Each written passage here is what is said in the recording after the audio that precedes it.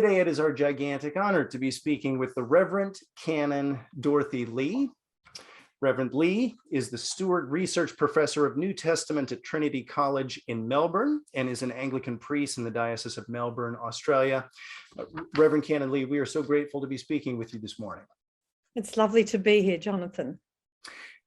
Reverend Canon Lee, if I can ask, first of all, I could blame it on the viewers that I'd like you to explain this to the viewers, but in fact, I'm just curious myself, what exactly is a canon in the Anglican Church? Oh dear, it's a bit embarrassing, really. It just means that I'm part of the group that runs the cathedral. So a canon is someone, and we have each of us has a stall in the cathedral. Not that we ever get there these days in lockdown, but it's someone who's basically part of the overarching group that runs the cathedral, and that's true of anywhere in Anglicanism. That's fascinating. How long have you been a canon? Oh, about quite a few years, since about 2010, I think. So so that's coming up for 11 years. I should add that it consists of both lay people and clerics. Mm-hmm. So it's not just a group of clerics. Good. And for our viewers, when were you ordained, if I may ask that too? Well, that's a complicated question. I'll keep it brief. I was first ordained in the Uniting Church, which is a combination of Methodist, Presbyterian, Congregationalists. And then I moved to the Anglican Church in 2008, and I was reordained, or my ordination was reaffirmed, as I like to put it. Super. The Reverend Canon Lee is the author of the text that we'll be discussing today, which is titled The Ministry of Women in the New Testament, with the subtitle Reclaiming the Biblical Vision for Church Leadership. This is available from Baker Academic, came out in 2021. And I have to congratulate you, Reverend Canon Lee. This is a marvelous book. I look at a lot of books for this interview program, but this is really a spectacular book. If you, dear listener, are wondering, is there a book out there that sort of gathers together all of the New Testament evidence about the work of women in the church? This really is the study where you bring all of that together. So when did you start writing this book? What is the genesis of this project for you? I started writing in response to a group of women about 4 years ago, I think, who in Sydney, who'd said to me, it really would be good to write something on women in the New Testament. And I said, I think it's been done. And they said, oh, maybe, but we would really appreciate something from you. And the more I thought about it, the more I thought, well, there's actually a lot of new evidence that has come out. And also there's a bit of a backlash against women's ordination in some quarters. So given that, I thought, well, it would be worth writing something small. I thought, 40,000 words. Well, that was famous last words. So the more I got into it, the more I felt, well, I had to stop myself in the end. It was so fascinating. And I enjoyed it so much. Quite a bit of it in lockdown, I might say, which was not easy, but I managed. And you're a full-time teacher. So what are some of the classes that you teach in a normal academic year? I teach the Introduction to the New Testament each year for undergraduate students and for postgraduate students. I teach the Gospel of John on a regular basis. In the past, I've taught units on Matthew and Mark and Luke, on 1 Corinthians, years ago on the book of Revelation, which was wonderful, on Hebrews, lots of New Testament exegesis, and some units on women and the Bible. I taught that with an Old Testament colleague last year. That was fantastic. And a few things, and occasionally something in patristics as well, which is a secondary interest of mine. So, Reverend Canon Lee, let's dive straight into the beginning section of your book there. You survey the Gospels, and you note that Jesus had many significant women followers. Who among these women followers, in your view, is the most significant in your case for the ordination of women in the church today? I would say Mary Magdalene, by far, is the most significant. She's not alone, far from it, but she's part of a larger group of Galilean women but I'd say that she is the most significant because of her place in the resurrection narratives. Great. Who are some of the other women in the Gospels that you are most interested in your own research, or where you think you see most clearly paradigmatic interactions between Jesus and his women followers? I'd probably, part of me would go to the Gospel of John. I do tend to go there first anyway, and say that there are extraordinary women in that Gospel. Martha and Mary of Bethany, for example, are two really important characters right in the middle section of John's Gospel in the story of the raising of Lazarus. And of course, as I've said, Mary Magdalene, the mother of Jesus, of course, in both John and Luke. So I think, and that whole group of Galilean women that Luke tells us about in chapter 8, women that are unknown to many of us, whose names are unknown. I mean, if you ask someone who Salome is, they will say, the dance of the seven veils or something, but not the disciple, who's most likely the mother of James and John, So we don't know these women. We don't know their names. And of course, we don't know very much about them anyway, as with so many of the disciples of Jesus. We know very little about their subsequent history, but nevertheless, their names are not familiar to us. And I think there's an assumption that of maleness. When we read about a group of disciples, we assume they're all male. And whereas I take the opposite view, that they're male and female unless we're told otherwise. So I make the assumption that women are present at many of the events. For example, let me give you an example. I think it's quite likely that women are present in Luke's story in the events following the empty tomb story.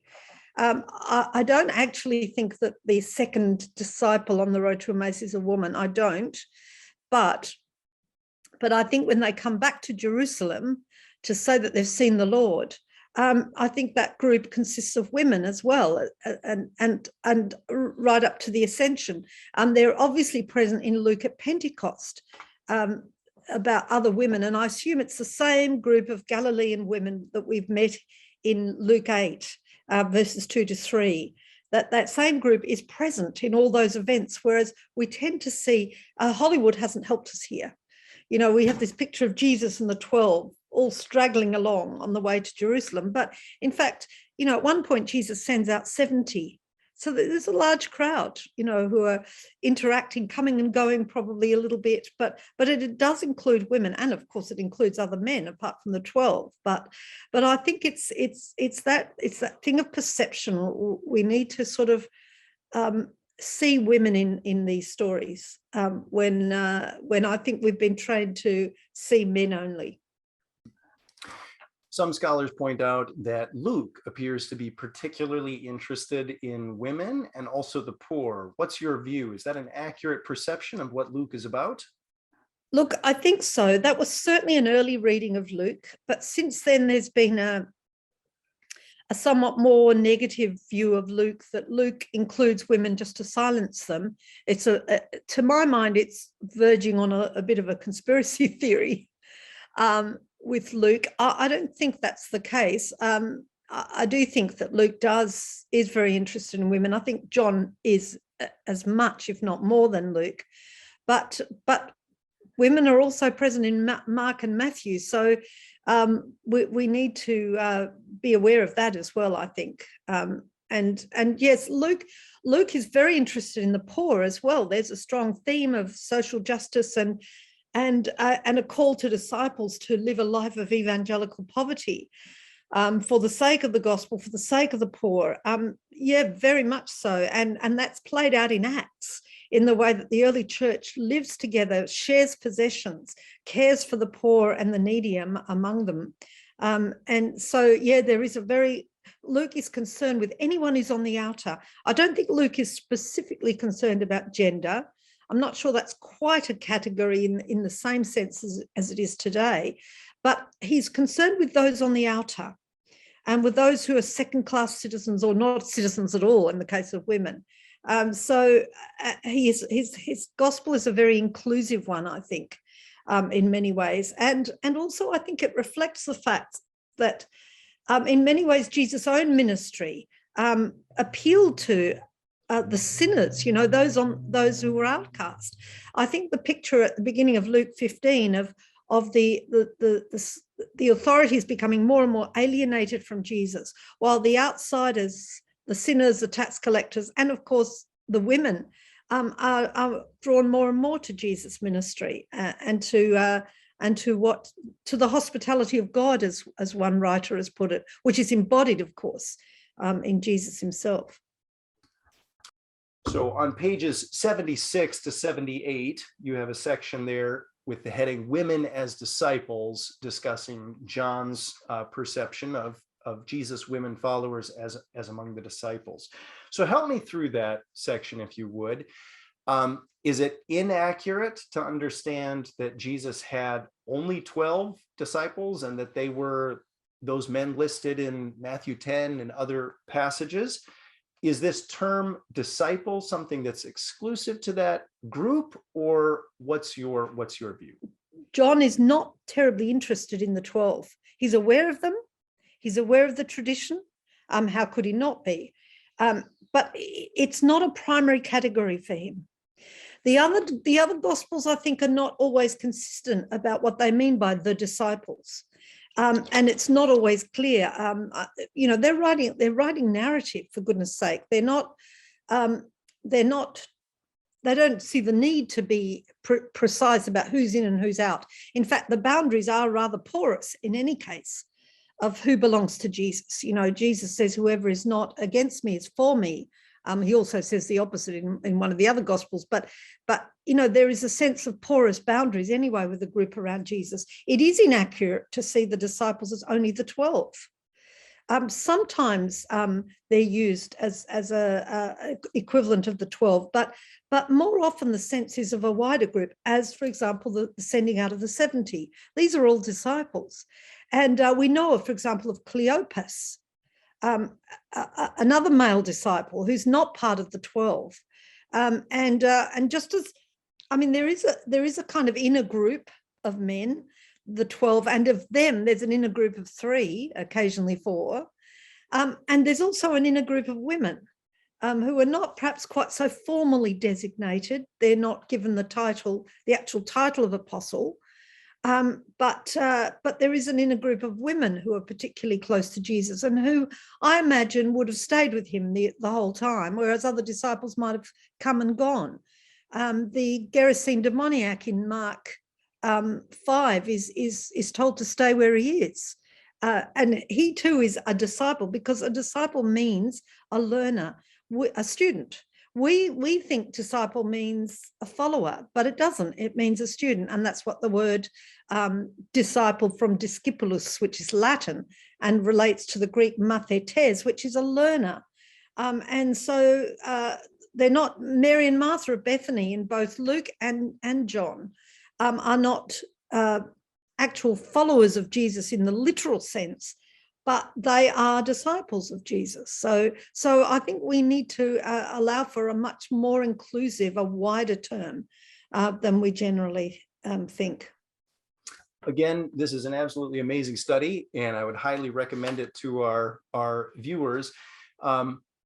Many of us have imagined, wouldn't it be great to work through the whole New Testament and to chart out all of the different capacities in which women minister in the New Testament? You've done the work for us. It's an amazing book. And there are so many characters that we could speak of and that are developed in the New Testament. There are women, as you mentioned there, listed at the end of Luke chapter 8, who are some of the financial backers of the early church. There's business women like Lydia that Paul meets up with in the book of Acts, who are sort of anchoring the Christian community in their place of residence, because there's not a larger community or a synagogue. There are people like Phoebe who are entrusted by Paul. She's a deaconess apparently at the church at Cenchrea near Corinth, and she's entrusted by Paul to bring this letter to the Roman community that we remember that letter is Paul's epistle to the Romans. So there's a cast of extraordinary characters.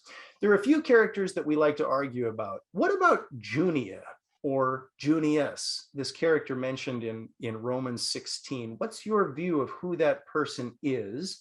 There's a verse there in Romans 16 about a one Junia, who is renowned among the apostles or known well to the apostles. Do you have an opinion on who that character is that Paul? Yes, I do. I take the majority scholarly view that the name is Junia. One of the early manuscripts, P46, I think, I may have that wrong, it actually has Julia. So clearly the early church regarded this person as a woman. Now, the problem is it's in the accusative case, unian. So the nominative case could be unia or unias. But we don't have any references to a male name, Junias. There's no J, of course, in Greek. Whereas Junia is a relatively common name, almost as common as Julia. So there seems to be no evidence based on names to assume that this is anything but a woman who is working alongside either her husband, Andronicus, or her brother. It could be either, probably most likely her husband. But I think it's stretching the Greek to say well known to the apostles. I think it's renowned among the apostles, renowned as apostles. And I think we need to bear in mind here that Paul has a wider understanding of who apostles are than, say, Luke in Acts, because Luke's writing a bit later and he has a more formal definition, but it's less formal in Paul's day. Paul himself, his letters stress right from the beginning that Paul is an apostle, apostolos of Jesus Christ. So Paul has a wider notion of who are apostles. And I think it's included among them is at least one woman, and that is Junia. And there's even the possibility, this has been suggested by Richard Borkham, that I mean, it's speculative, but it's plausible, that Junia is to be identified with Joanna in Luke 8. Borkham argues this on the basis of the fact that they're both, Paul says they've been Christians before him, and that she may have actually been an eyewitness of Jesus' own ministry, which of course Paul himself was not. So, I mean, there's even that possibility that Joanna, and she's taken on a Roman name, as many people do coming from other cultures. They get sick of us Westerners mispronouncing their names, so they take on a European name, and they did that in the Roman world too. People took on Roman names, and so there's even that possibility. That now that's not, there's no proof of it, but I think Borkham establishes a reasonable case that at least it's plausible, and he strongly, as a number of evangelical scholars do, strongly supports Junia as an apostle.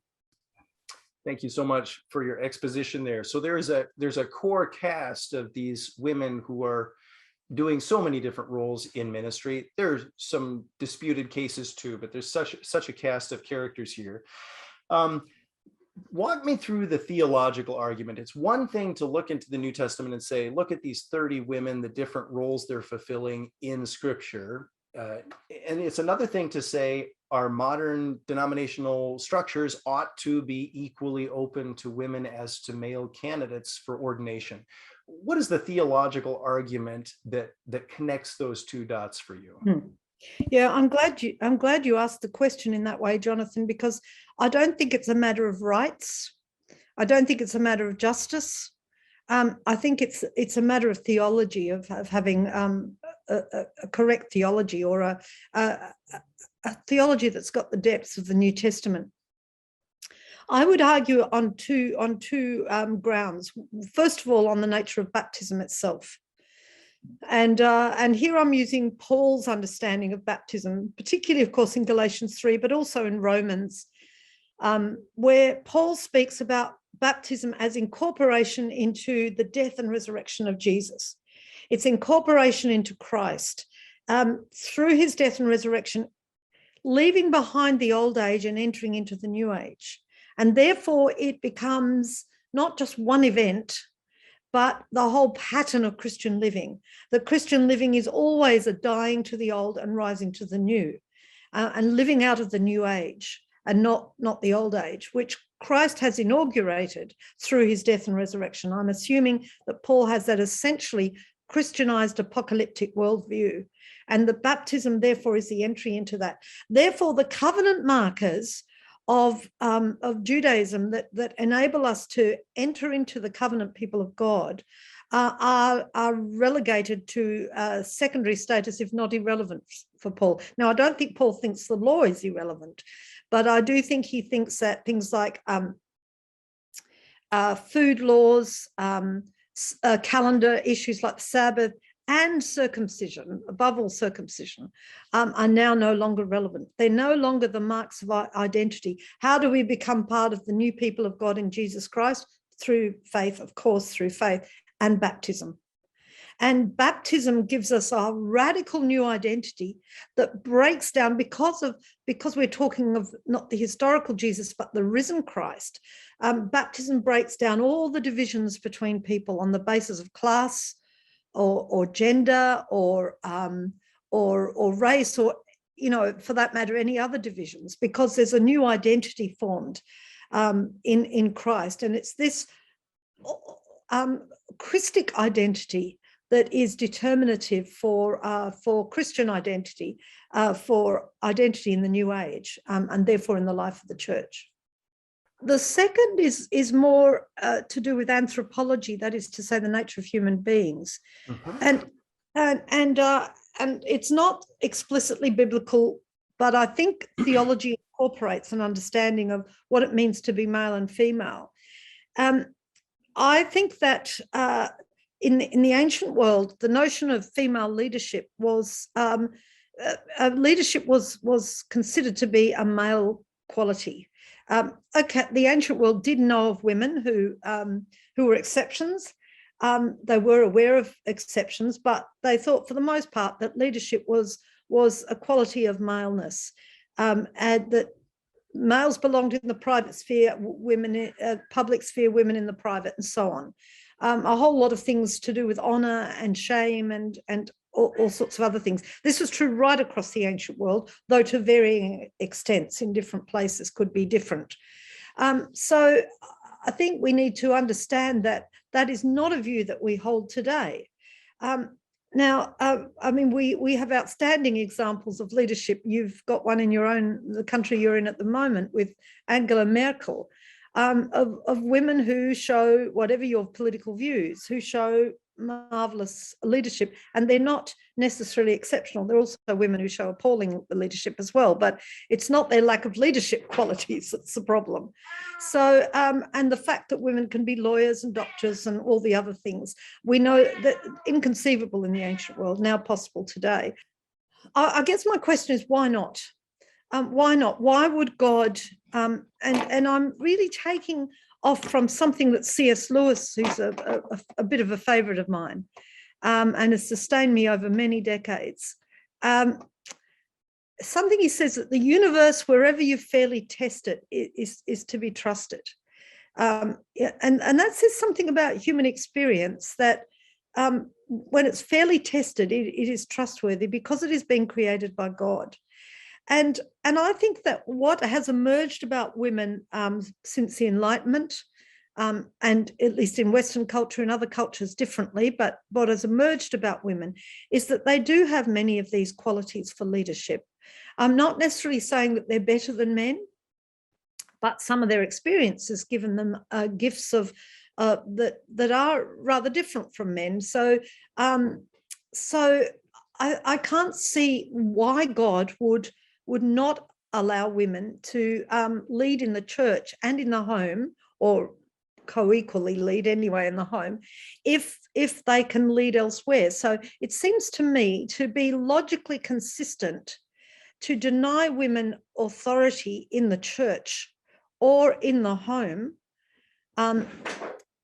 is to means that you have to deny them authority everywhere. So I have friends who are so-called complementarians. I really dislike that word, can I just say? But I have friends who are complementarians, one of whom I'm thinking of, who's a priest and whose wife is a lawyer and who's got tremendous authority, and yet she is required to obey him. I mean, that doesn't make a lot of sense to me, and I think they both sit very lightly with that anyway. But, you know, if we can't just sequester the home and the church from the rest of society. And I think human experience is showing us that if women are educated, they have a lot to contribute to society right across, including in leadership positions and in authority.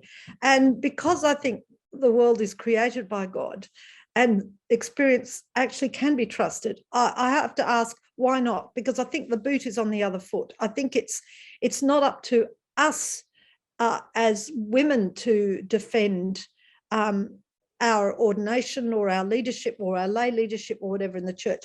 It's up to those who disagree to actually give an argument, and then to go on and do the much more difficult task of explaining why the home and the church are sequestered from the rest of society, and why a man who wants his wife to obey him also will encourage his daughters to go into all sorts of leadership positions, and who may end up prime minister, for goodness sake, or premier, or chancellor, or whatever.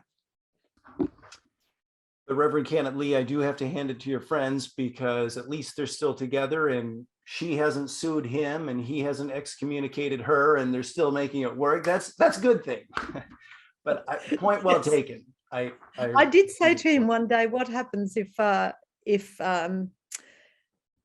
you came to the conclusion that women did not have to obey their husbands, what difference would that make to your marriage? And he said, no difference. Which I thought was rather wonderful. It's always good to see a good marriage, isn't it? It is. It's a beautiful thing. Some claim that the Apostle Paul is a misogynist, that he has an antisocial, almost pathologically skewed view of women. Is that a fair accusation? No, it's not. It's extremely unfair. And as one of my own colleagues said a few weeks ago, if Paul is a misogynist, so is Jesus. They're in the same boat. Paul is not a misogynist. And I think if you start, instead of starting with the difficult passages, again, it's a question of starting point. If you start with the difficult passages, then you kind of end up in this sort of knot of wondering what on earth Paul actually thinks and how he sees women. But if you start instead with with his practice, that is, with the women with whom he worked and with whom he laboured in his mission, and they are not exclusively, but at least largely in Romans 16, where you have a list of 10 women, some of whom have got leadership positions in the church, like Phoebe as a deacon, Junia as an apostle, and the other women, Prisca, as he calls her, who's always named before her husband, who seems to be, been, according to Acts, the teacher of Apollos. I think if you start with his practice, that far from being a misogynist, he has very warm relationships with women, affectionate relationships with women, but also respectful relationships. He respects their labours, their work, some of whom have been in prison with him, some of whom have worked with him alongside him in his missionary work. So I think if you start from his actual practice and then go from there to some of the more positive passages where he explicitly assumes certain things about women and their leadership, then I think it's a much better way, and then go to the more difficult passages. I think that's a better way to go. And I think Romans 16 destroys any notion of Paul as a misogynist. I think Paul in many ways was ahead of his time on many issues. He really is the first, I think, theologian in the church and great pastor, church planter, and all the rest. He's had an enormous impact on the subsequent history of Christianity, and he needs to have more of an impact, not less. Reverend Garratt Lee, if I may ask, what's your view? Was Paul the apostle once married? Did he ever have children, or was he single all his life?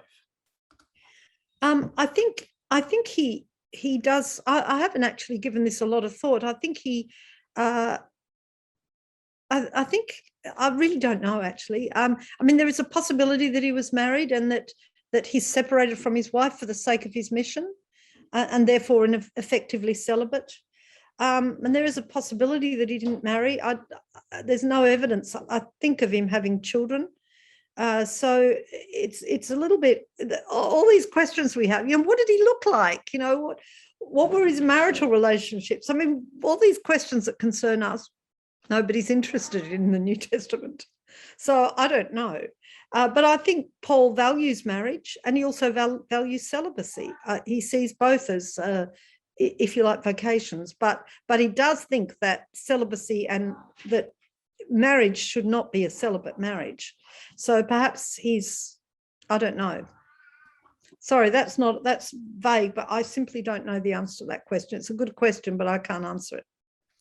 So Reverend Canon Lee, for many following this interview, when you lay out the evidence that Jesus had many significant women followers, we're going to have to say that has to be the case. And when you tip the question on its head of whether Jesus' followers were men and women, or if the Gospels leave it open to the fact that there were women also as those followers, that's very interesting and adds a lot of forcefulness to your argument. You theologically tie together the modern realities, testing reality and seeing what it holds, and certainly in many cases women are having very successful careers all over the world for several generations now, certainly.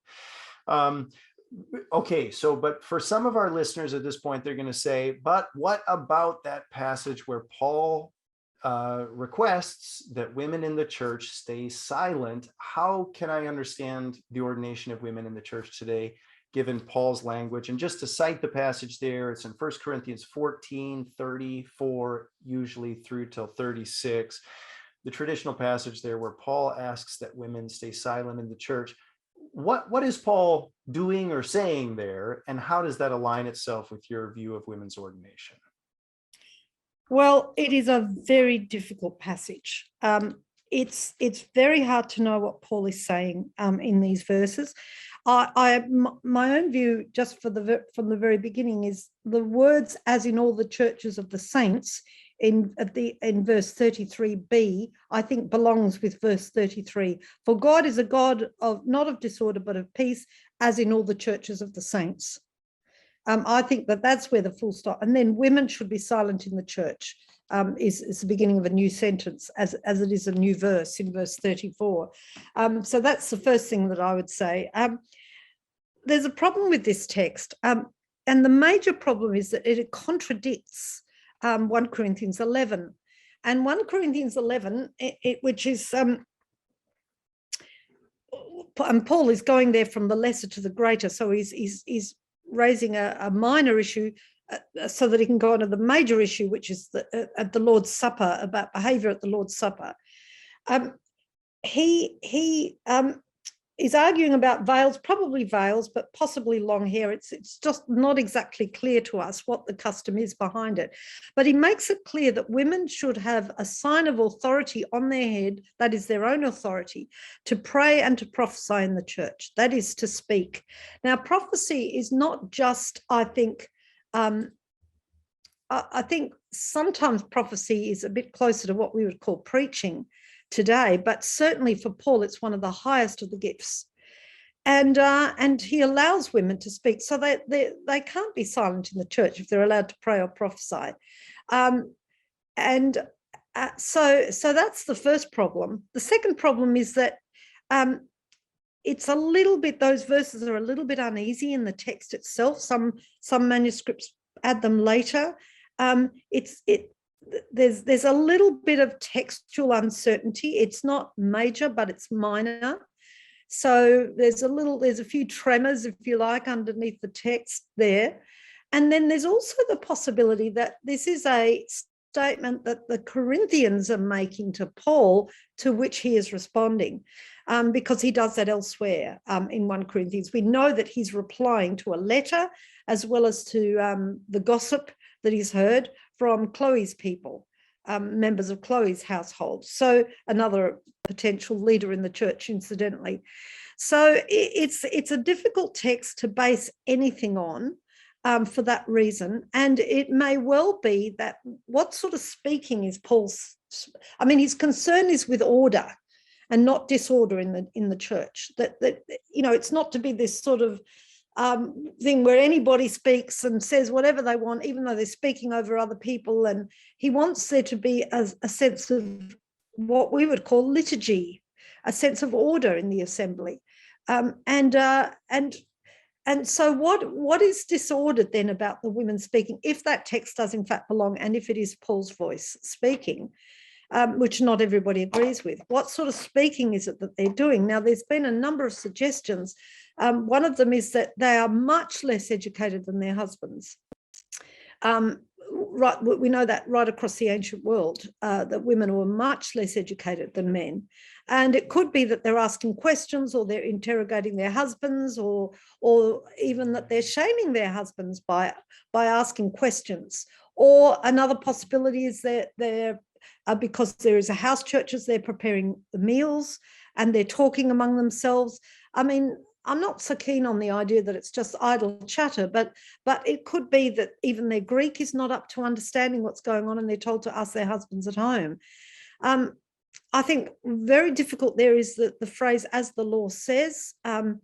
It's unusual for Paul it's almost unparalleled for Paul to appeal to the law in that way, as the law says. But I think Cynthia Westfall is right in saying that as custom dictates, as common law dictates, is the sense that I mean, women are intended to be in the ancient world modest and quiet, and they're supposed to have all those feminine virtues.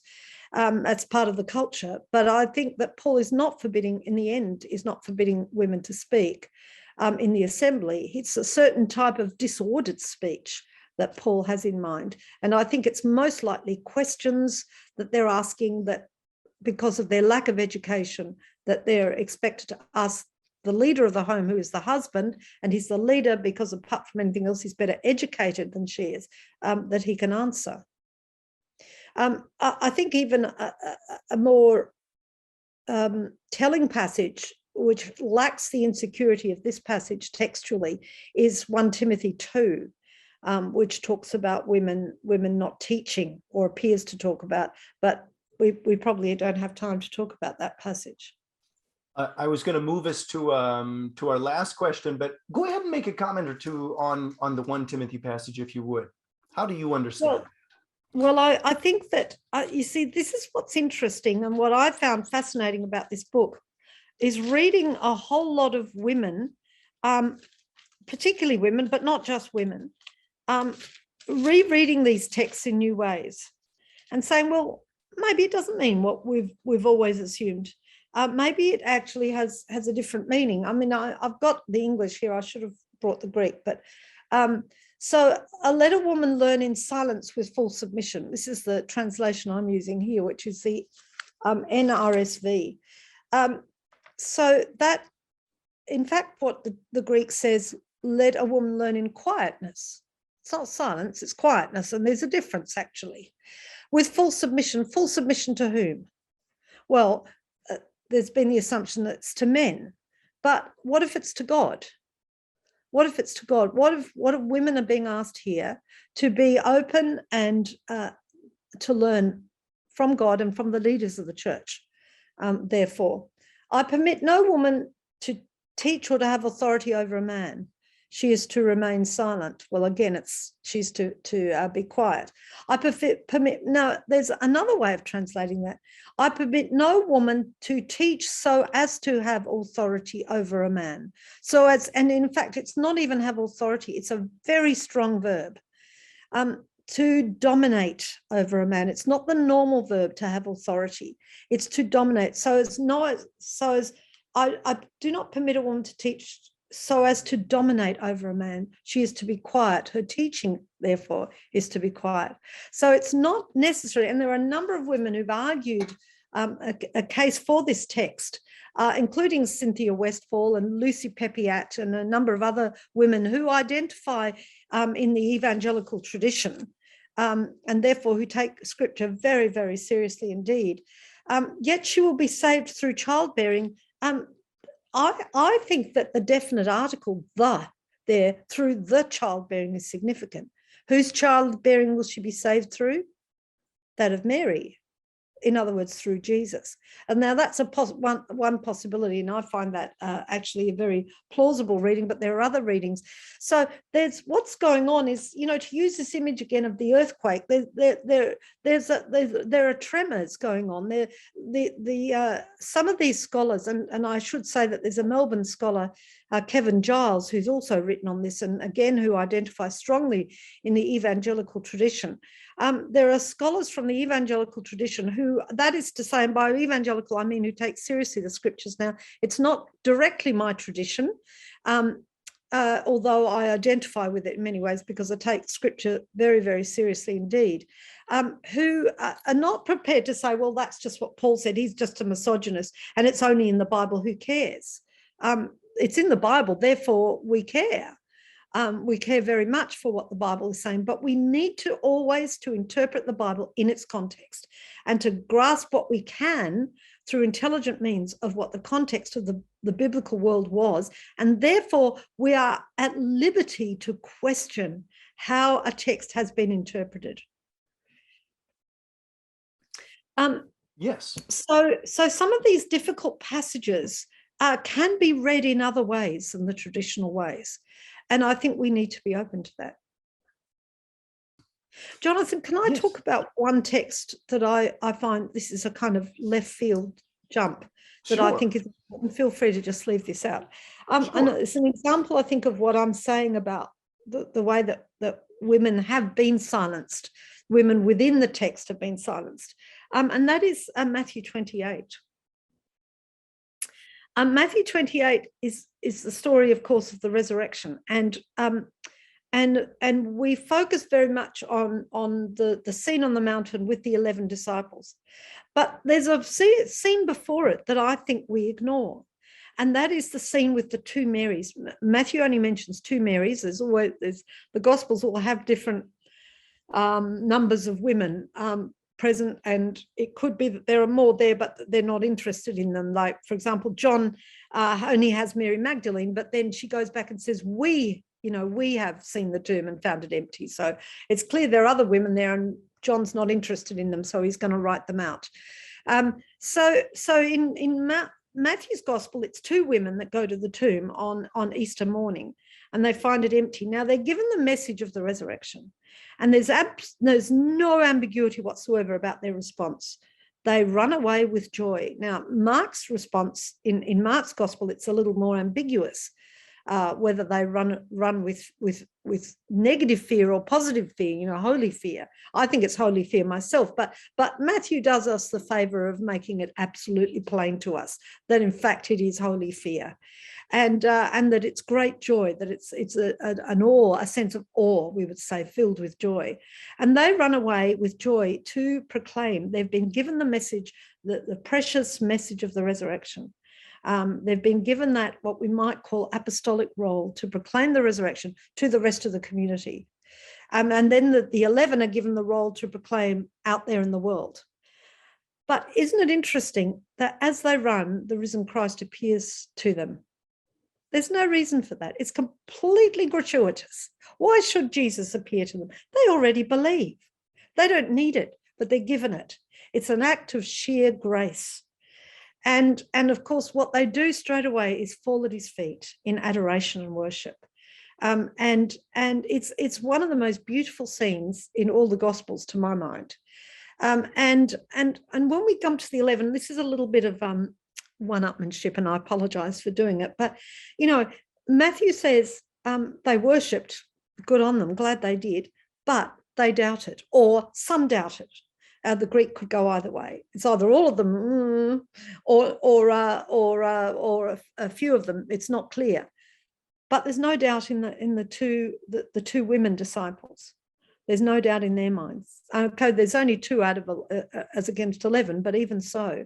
So there's something there about that we only focus on the proclamation, the apostolic ministry that's given to the 11, and not on the apostolic ministry that's given to the 2. And that's what I want to recover. I want to recover the actual, the grace that Jesus shows to women, and the privileges he gives them to proclaim the gospel. This is not a right. This is a privilege that women, it's a terrifying privilege actually, but it's still an exquisite privilege that women are given to proclaim the risen Christ.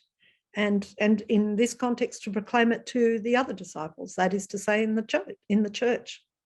Conversation, and it's an amazing book. And to those of our readers who are interested in these questions, it's going to change a lot of people's minds and make us open to considering ordination of women in the church today in a way that maybe we never have. Still, the church, when we look at the church in a global sense, this is still a really big question. The Roman Catholic Church has been very clear that it's not open to women's ordination, at least if I'm reading the papal decrees correctly, that's what I understand to be the case. There are still traditional cultures in the world, maybe in Africa, maybe in the Middle East, where such a teaching would seem culturally very strange. There's a lot of people still discussing this as a live question. So we're not going to settle everything today, but let me ask you the question that really is the foundation of our program, and that is, would you help us envision what a reunited church would look like? How would we recognize a reunited church, maybe on this question or maybe generally?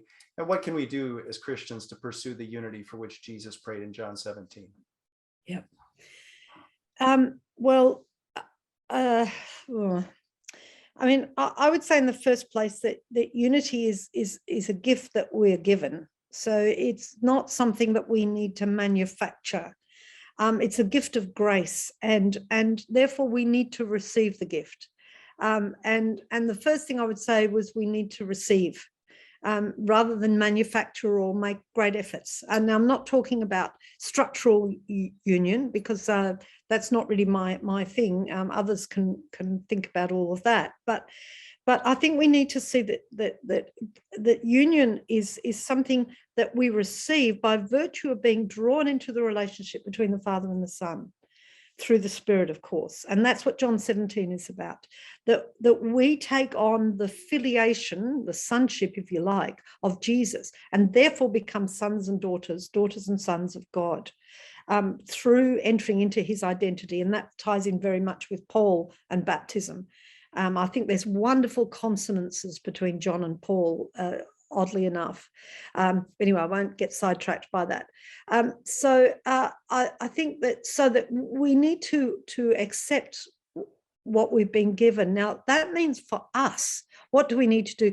First of all, we have to have a very strong sense of what the centre of faith is. And I don't think it's strong enough in enough places. We divide over things that are secondary, and we should not divide over secondary things. We can divide over the divinity of Christ, or over the Trinity, or over the atonement, although the means of atonement, the way we understand it, will differ. But we should not be differing about these core issues.